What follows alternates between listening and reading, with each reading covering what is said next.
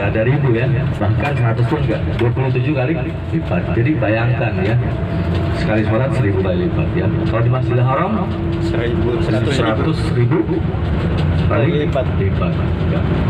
Jadi Bapak Ibu kalau misalkan dihitung-hitung secara kalkulasi matematika kan, sekali sholat di Masjidil Haram itu sama dengan sholat 50 tahun ya.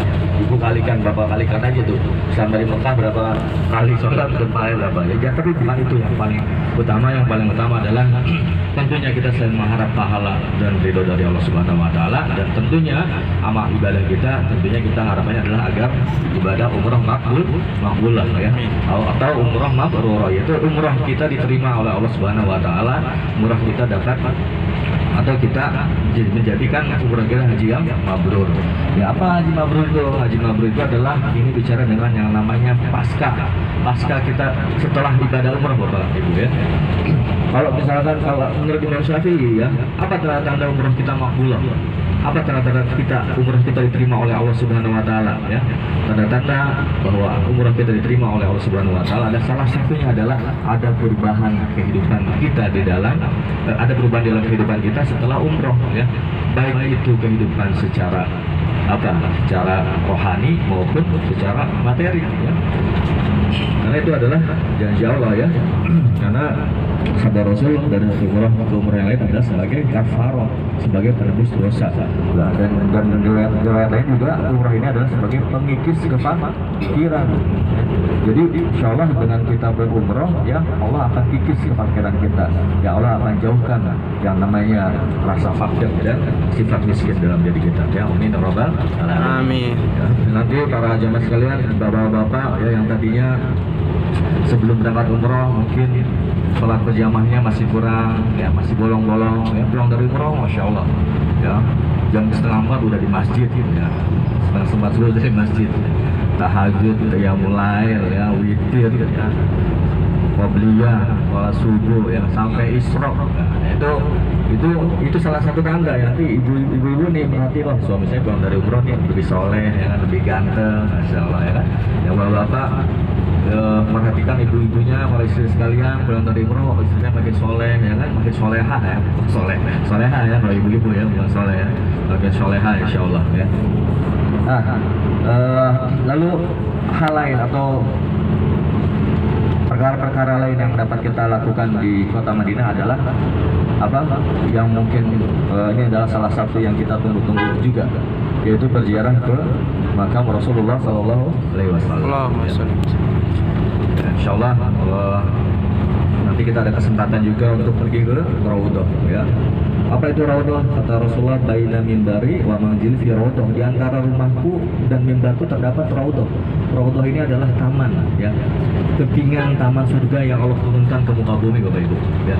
Jadi Bapak Ibu nanti ya, Raudhah itu ya, itu secara kasat mata mungkin kita tidak bisa menasbihkan itu adalah surga, tapi Allah dan Rasul yang mengatakan bahwa itu adalah kepingan taman surga yang memang Allah turunkan ya, yang dimana nanti pada saat hari akhir yang berjamaah Raudhah ini akan kembali ke surga ya. Ya ini juga salah satu momentum ya, di Raudhah ini momentum para jamaah sekalian yang mengunjungi ke kota Madinah pasti ingin berkunjung ke Raudhah ya. Masya Allah, ke Raudhah itu perjuangannya sekarang. Kalau dulu mungkin yang sudah pernah haji dan umroh Raudhah sebelum pandemi, kita datang ke Raudhah tinggal datang aja ya, tinggal datang ngantri ya, nyebutan ya. Kalau sekarang enggak, sekarang pakai tiket. Sekarang pakai tasri ya, tiket ya, kalau bahasa Indonesia tiket akhirnya. Orang Arab mengatakan intasri ya, tetapi ini adalah tiket. Pakai tiket Bapak Ibu ya, yang dimana ya Allah alam ya, ini bentuk mungkin ini ya, kita berhusnuzannya adalah ini adalah sebagai sistem yang coba diatur oleh pelayan Haramain ya, kerajaan Arab Saudi untuk menertibkan orang-orang yang akan berkunjung ke Raudhah. Karena memang pasca pandemi ini lonjakan ya umat Islam ya, kaum mukminin yang datang ke tanah haram ini semakin meningkat ya, semakin tinggi. Makanya mungkin perlu aturan-aturan baru yang disesuaikan dengan keadaan seperti sekarang ini ya. Nah, untuk jadwal ke Raudhah ibu-ibu besok ya, jadi ibu-ibu sudah dapat jadwal ke Raudhah nih besok pagi ya. Ya, jadi jadwalnya itu jam 7 ya. Kalau jam 7 itu nanti koordinasi ya, nanti diumumkan di grup ya, teknisnya seperti apa. Karena kalau jam 7 ini konsekuensinya ibu-ibu bakalan telat atau bakalan nggak dapat makan pagi. Ya, jadi saya perlu menginformasikan ya. Kalau misalkan ini kan subuh ini jam 5 lewat 5 ya. Selesai sholat subuh setengah 6. Selesai sholat subuh setengah 6, perjalanan dari masjid ke hotel mungkin memakan waktu 20 menit, udah jam 6 kurang ya. Nah, ibu-ibu bisa nggak dengan waktu segitu ya pulang ke hotel, makan setengah jam, setengah 7 langsung berangkat ke Rodoh? Bisa ya? Kalau memang bisa, kita sepakati begitu. Tapi kalau memang nggak bisa, setelah subuh langsung antri di Rodoh. Berarti ibu-ibu harus bawa makanan nih, bawa roti atau cemilan apa sambil ngantri. Tapi syukur-syukur nanti pulang dari setelah Rodoh restoran masih buka. Tapi saya pesimis ya, pesimis kalau restoran masih buka. Jadwalnya jam 7, ibu-ibu ngantri bisa sampai 1 jam, selesai mungkin bisa sampai jam 9, pulang ke hotel takutnya makanan sudah habis ya. Jadi opsi yang pertama adalah pulang setelah sholat subuh, pulang ke hotel lalu makan, lalu kembali kumpul di lobi. Atau opsi kedua, setelah sholat subuh langsung ke Rodoh dengan membawa bekal. Opsi yang mana? 1, 2? Yang kedua ya boleh. Yang lain sepakat? Gimana?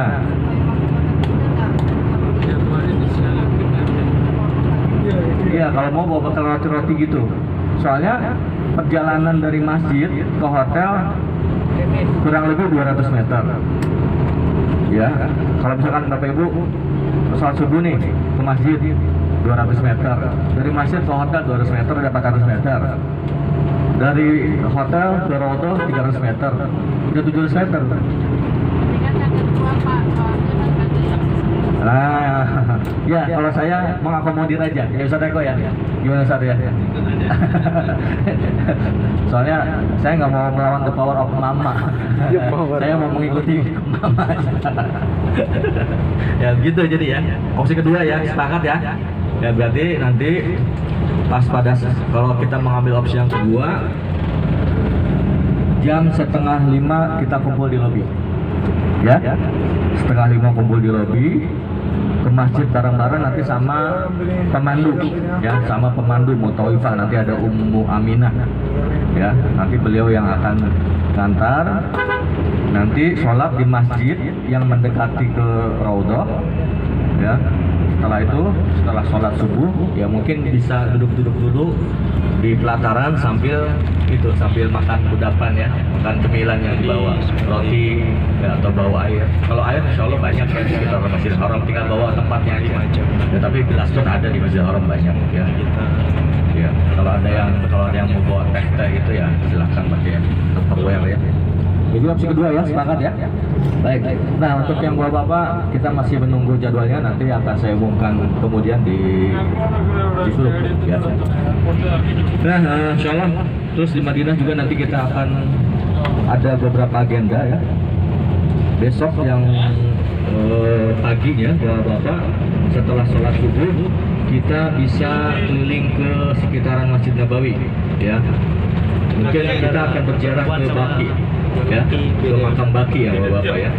Jadi Baqi ini adalah komplek pemakaman yang terdapat di dalamnya sekitar 10.000 makam para sahabat Rasulullah SAW ya. Dan juga para syuhada yang ada di dulu yang gugur di medan peperangan pada zaman Rasulullah SAW. Nanti kita akan ke Baqi yang bapak-bapak. Setelah dari Baqi nanti kita pulang ke hotel makan pagi ya. Setelah itu kita istirahat, lalu sorenya setelah badasar ya kita akan keliling ziarah ya, keliling ke sekitaran Masjid Nabawi ya, bukan ziarah yang keliling. Kita jalan sore ya, panas-panasan ya. Nanti kami akan menunjukkan beberapa tempat bersejarah yang ada di sekitar Masjid Nabawi. Salah satunya adalah Sakifah Sa'adah, lalu ada Masjid Mama, lalu ada Masjid Abu Bakar As-Siddiq, ya. Lalu ada beberapa masjid yang ada di sekitaran Masjid Nabawi, ya. Lalu setelah itu lusanya kita ziarah luar kota Madinah. Ziarah luar kota Madinah. Ziarah luar kota Madinah ini yang namanya ziarah luar berarti kita pergi keluar kota Madinah. Dan insya Allah kita akan menaiki bis, ya. Kita akan naik bis. Setelah makan pagi kita kumpul. Setengah 8 kita kumpul di mobil lalu kita pergi, ya. Ada beberapa tempat yang akan kita kunjungi, ya. Yaitu kita akan pertama ke Masjid Quba, ya.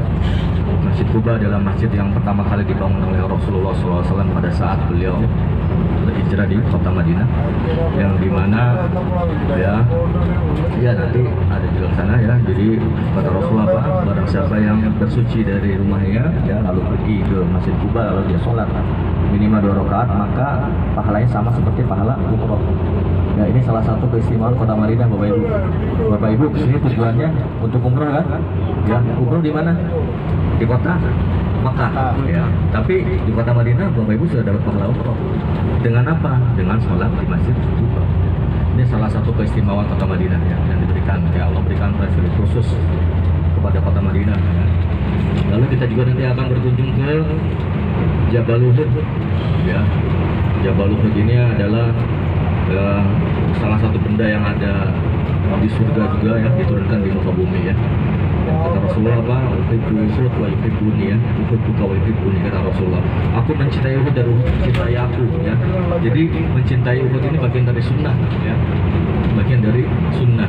Makanya Rasulullah pada saat di kota Madinah sering sekali berkunjung ke mana? Ke Uhud, ya. Salah satunya untuk mengunjungi Uhud dan juga untuk berziarah ke makam para syuhada yang ada di Uhud, ya. Jadi ada makam syuhada Uhud, ya, yang dimana di dalamnya terdapat paman yang begitu sangat dicintai oleh Rasulullah, Hamzah, ya, Sayyid Hamzah, ya. Lalu setelah itu kita akan berkunjung juga ke Kebun Kurma, lalu ada melewati Masjid Sab'ah, ya, atau Masjid Khandaq, ada juga Masjid Qiblatain, ya. Nah, setelah hari ketiganya baru kita pagi-pagi, ya, persiapan untuk melaksanakan umroh, ya. Insya Allah mungkin di hari kedua, Sabtu pada asar kita adakan pemantapan manasik, ya. Kalau akan diadakan pemantapan manasik, ya, nanti akan disampaikan sama tour leader, insya Allah, ya. Lalu ada juga setelah pemantapan manasik, lalu kita istirahat. Hari ketiganya kita menuju ke kota Mekah. Ya, pagi-pagi kita semuanya mandi sunnah ihram, ya. Sebelum mandi sunnah ihram kita melakukan perkara-perkara sunnah, ya, yang dimana Rasul perintahkan, yaitu menggunting kuku, ya, mencukur dan membersihkan, ya, bulu-bulu, ya, bulu ketiak, bulu kemaluan semuanya, ya. Lalu mandi sunnah ihram. Nah, siangnya zuhur kita sholat zuhur, ya, sekaligus sholat asar, ya, 2 rakaat. Lalu kita pergi ke tempat mikot, ya, di Bir Ali. Setelah itu baru kita melaksanakan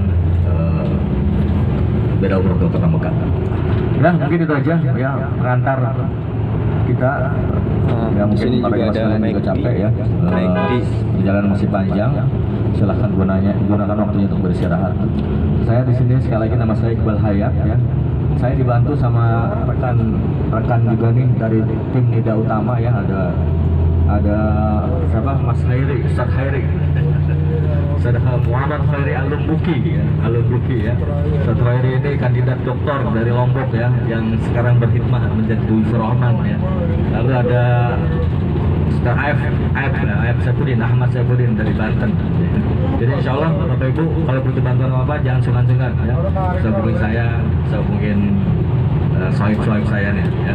Insya Allah kami akan membantu, ya. Baik, mungkin itu aja yang bisa saya sampaikan, ya. Nanti sambil berjalan kalau ada yang ingin saya sampaikan, saya akan sampaikan kembali. Ya, silakan beristirahat, ya. Yang sudah makan dimakan, karena itu jatah makan sampai malam. Jatah makan sampai malam, nanti nggak dapat jatah makan lagi. Kita nanti sampai di Madinah insya Allah kita akan menginap di hotel Buraq Az-Zahabi ya, atau Buraq Golden ya, Buraq Golden ya, kalau nggak salah Buraq Golden ya. Insya Allah nanti sambil menunggu konfirmasi dari tim yang di Madinah yang sedang melaksanakan proses check-in hotel ya. Jadi kenapa saya bilang kalau nggak salah gitu kan, karena memang di Arab ini nama hotel sekarang begini ya, minggu depan bisa berubah. Ini sesuatu hal yang sudah biasa ya. Jadi ya, insya Allah tetap kita dapat kasur, insya Allah kita dapat hotel ya, nggak usah khawatir. Yang penting kan tujuan kita kesini bukan cuma untuk tidur ya Bu ya, untuk ibadah ya Bu. Tapi ya kalau dapat hotel bintang 5 ya alhamdulillah ya Bu. Ya silakan.